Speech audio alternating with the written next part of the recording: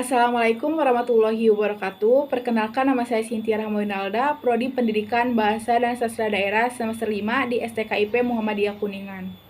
Saya dari kelompok 4 yang beranggotakan Tiara Aliatunisa, Nur Aida, Uci Sanusi, dan Damusrigi Hardiana. Di video kali ini akan membahas hasil penelitian atau observasi kami di SMAN 1 Garawangi dengan mewawancarai bagian kurikulum dan guru bahasa Sunda di SMAN 1 Garawangi.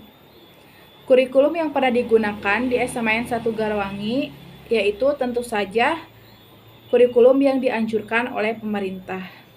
Mulai dari SMAN 1 Garawangi itu berdiri pada tahun 1985, sehingga dari dulu dimulai menggunakan kurikulum 1975, kurikulum 1984, kurikulum 2006, kurikulum 2013, dan juga ada kurikulum yang disempurnakan. SMAN 1 Garawangi menggunakan kurikulum 2013 yang disempurnakan nasional. Kemudian pada saat pandemi COVID-19, kurikulum yang digunakan yaitu kurikulum yang disederhanakan darurat nasional atau K13. Kurikulum darurat nasional atau kurikulum yang disederhanakan di masa pandemi ini karena SMAN 1 Garawangi melaksanakan pembelajaran secara daring. Di awal tahun 2021, SMAN 1 Garawangi mengadakan kegiatan pembelajaran secara luring, tetapi dilaksanakannya tidak lama dikarenakan pandemi COVID-19 kembali naik kasusnya di Indonesia. Terus di kurikulum yang sekarang ada pemangkasan pembelajaran sebelum masa pandemi. Sebelum masa pandemi, waktu pembelajaran selama 2 kali 45 menit dalam seminggu.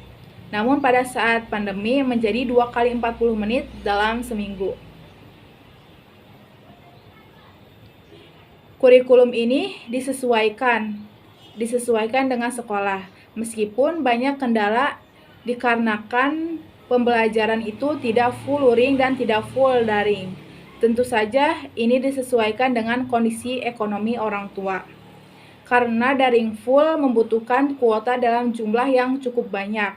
Karena bantuan kuota pemerintah tidak selalu ada dan tidak menentu. Dan juga jangkauan satelit yang yaitu gangguan sinyal atau jaringan. Tetapi seiring berjalannya waktu, dengan rentangnya waktu ini disiasati. Perbedaan antara kurikulum sebelumnya dan kurikulum sekarang yaitu kalau kurikulum sebelumnya, perbedaan antara kurikulum sebelumnya dan kurikulum sekarang yaitu kalau kurikulum sebelumnya itu membutuhkan waktu yang cukup panjang, membutuhkan materi yang banyak. Kalau kurikulum sekarang disederhanakan dan banyak yang dipangkas. Jadi yang penting-pentingnya saja, meskipun semuanya itu penting. Materi selanjutnya akan disampaikan oleh Tiar Aliatunisa. Apa saja faktor penunjang dalam penerapan kurikulum? Yaitu ketersediaan buku sebagai bahan ajar dan sumber belajar yang mengintegrasikan standar pembentuk kurikulum, penguatan peran pemerintah dalam pembinaan dan pengawasan, dan penguatan manajemen serta budaya sekolah. Yang kedua, bagaimana pelaksanaan evaluasi kurikulum di sekolah SMA Negeri 1 Garawangi? Pelaksanaan evaluasi kurikulum di sekolah SMA Negeri 1 Garawangi yaitu menggunakan sistem daring dan luring. Soal pada saat ulangan diberikan secara online, siswanya di luar jaringan, soal-soal diberikan di dalam jaringan. Dan ini juga bisa mensiasati keefektifan waktu karena ada pembatasan jam ketika berada di sekolah dengan menggunakan Google Form, Classroom, Google Meet, Jamboard, Bandicam, dan lain-lain, dan teknik penilaian tugas serta portofolio. Yang ketiga, apa saja yang diperlukan ketika mengevaluasi? Ada alat, bahan, siswa, dan yang mengevaluasi atau pengawas, biasa disebut juga asesor, bahwa sekarang itu yang dibutuhkan yaitu penilaian proses. Nilai bukan segala-galanya, nilai juga bukan tujuan yang diharapkan, tapi Yang diharapkan itu siswa bisa melewati proses pembelajaran secara baik. Yang keempat ada, apakah kurikulum mempunyai evaluasi hasil belajar siswa? Nah, di SMA Negeri 1 Garawangi ada beberapa jenis evaluasi. Dari yang pertama yaitu ada ulangan harian, PTS itu UTS, PAS itu akhir semester, terus ada PAT yaitu akhir tahun, terus ada juga ujian sekolah dan asesmen nasional berbasis komputer. SMA di kelas 11, SMP di kelas 8, dan SD di kelas 4. Terus ada juga bagaimana cara melihat ketercapaian tujuan kurikulum yang digunakan di sekolah SMA Negeri 1 Garawangi, yaitu dulu dilihat dari nilai akhir ujian nasional, pada saat ini dilihat dari asesmen nasional, yaitu dukungan dari lingkungan dan stakeholder, yang dinilai dari ANBK yaitu literasi, numerasi, survei lingkungan, dan karakter. Jadi di SMA Negeri 1 Garawangi itu cara melihat ketercapaiannya dari ANBK. Dulu kan disebutnya UN, tapi sekarang sudah dirubah menjadi ANBK karena UN dihilangkan. Gitu. B. Pertanyaan kepada pengajar. Kesulitan apa yang dialami pengajar ketika adanya perubahan kurikulum? Perubahan kurikulum di pertengahan pandemi, awal-awal pandemi masih menggunakan kurikulum biasa. Jadi memang waktu itu kesulitan yang memang ada materi yang tidak bisa dijelaskan lewat online, tapi perlu adanya tatap muka. Karena awal-awal pandemi tidak bisa sama sekali tatap muka, tapi agak mendingan sekarang. Adanya selang-seling, ada yang luring dan ada yang online. Jadi kalau ada materi yang tidak bisa disampaikan saat daring, ada kesempatan disampaikan saat luring. Seperti contohnya dalam penyampaian materi aksara Sunda kelas 10 harus secara luring, karena kalau secara daring siswa susah untuk memahami materi tersebut. Pertanyaan yang selanjutnya yaitu bagaimana cara guru dalam mengembangkan kurikulum. Dalam mengembangkan kurikulum, sekarang memang kurikulum lebih dipadatkan dengan materi yang lain.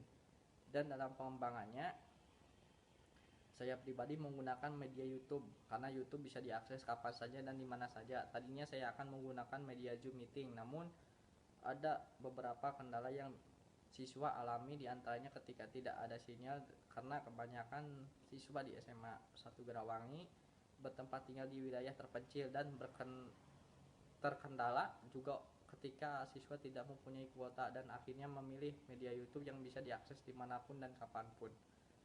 Yang ketiga, metode pembelajaran apa yang sesuai dengan kurikulum yang digunakan sekarang?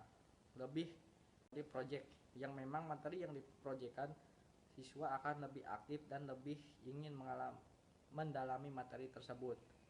Contohnya materi cerita wayang di kelas 12 memang materinya hanya cerita wayang yang hanya memahami cerita dengan membaca saja sudah cukup. Akhirnya menugaskan untuk membuat pagelaran atau pementasan. Caranya pertemuan awal membuat wayang berkelompok, disuruh membuat karakter-karakter dan pewayangan. Pertemuan kedua itu membuat makalah yang mendeskripsikan karakter atau tokoh-tokoh pewayangan yang dibuatnya. Contohnya dalam Panokohan Si Cepot, Arjuna, Yudhistira, Semar, menjelaskan karakter cerita pewayangan dengan mendeskripsikan simbol-simbol yang ada di badan wayang. Diharapkan dengan metode seperti ini siswa lebih mencari tahu dalam bentuk proyek yang dirasakan oleh saya. Metode ini lebih efektif, yaitu menggunakan metode proyek yang memang pengetahuannya bahkan terus berkembang.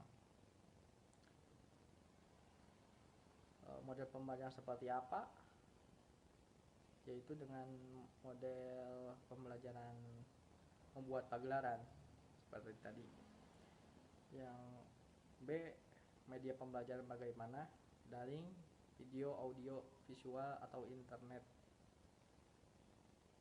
Bahan pembelajaran bagaimana? Pembuatan makalah. Yang keempat, bagaimana proses pembelajaran ketika di kelas? Yang saya rasakan memang ada sebagian siswa yang lebih bersemangat ketika luring, tapi juga ada sebagian siswa yang merasakan lebih nyaman daring. Setelah adanya keputusan 1 minggu daring dan 1 minggu luring, siswa menjadi lebih tersusun. Terus yang kelima, apakah kebanyakan siswa yang paham atau sebaliknya? Di kurikulum yang sekarang siswa masih dalam penyesuaian. Memang sekarang sedikit dipercepat atau dipadatkan karena kesempatan tatap muka yang terbatas, jadi lebih dipadatkan materinya. Dalam segi pemahaman, tetap ke siswa yang benar-benar siap belajar untuk mudah memahami pelajaran. Jika dilihat dari prestasi siswa, dilihat dari evaluasi kemarin, masih ada yang kurang paham, jadi tergantung bagaimana keaktifan siswa. Selanjutnya yaitu ada apa yang harus dilakukan ketika seorang guru ketika ada materi yang penting dan harus disampaikan tetapi tidak ada dalam kurikulum. Nah, yang dilakukan oleh guru SMA 1 Garawangi yaitu dia merasa ketika memang itu penting disampaikan, ya harus disampaikan, tetapi disangkut pautkan dengan materi yang masih ada hubungannya dengan materi tersebut. Contohnya dalam materi tembang atau sisindiran, itu bertolak belakang, tetapi materi itu dalam bentuk bahasa bisa disebut sastra.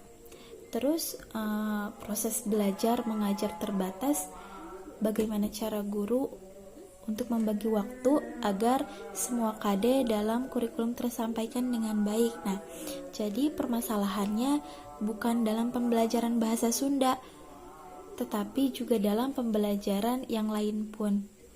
Hampir semua ketinggalan dalam 1 KD baru semester sekarang, yaitu pembelajaran daring dan luring.